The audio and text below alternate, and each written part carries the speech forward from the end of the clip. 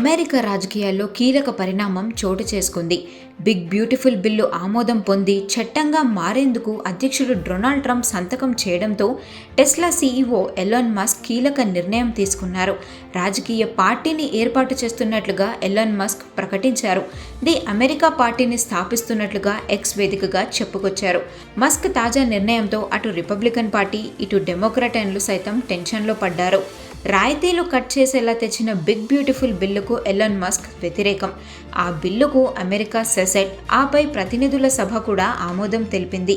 అధ్యక్షుడు ట్రంప్ సంతకం చేయడంతో ఆ బిల్లు చట్టంగా మారింది. ఇలాంటి సమయంలోనే ఎలాన్ మస్క్ కొత్త రాజకీయ పార్టీ ది అమెరికా పార్టీని స్థాపిస్తున్నట్లుగా ప్రకటించారు. శతాబ్దాల నుండి రిపబ్లికన్ పార్టీ, డెమోక్రాటిక్ పార్టీల పాలన చూసిన అమెరికా ప్రజలు మార్పు కోసం చూస్తే కనుక ఎలాన్ మస్క్ పార్టీ దేశ రాజకీయాల్లో గేమ్ చేంజర్ కానుంది. వ్యాపారంలో బిజీగా ఉండే మస్క్ రాజకీయ పార్టీని సమర్థవంతంగా నిర్వహించగలుగుతారా, అందుకు సమయం కేటాయించగలుగుతారా లేదా అనే అనుమానాలు సైతం అమెరికా ప్రజల్లో ఉన్నాయి.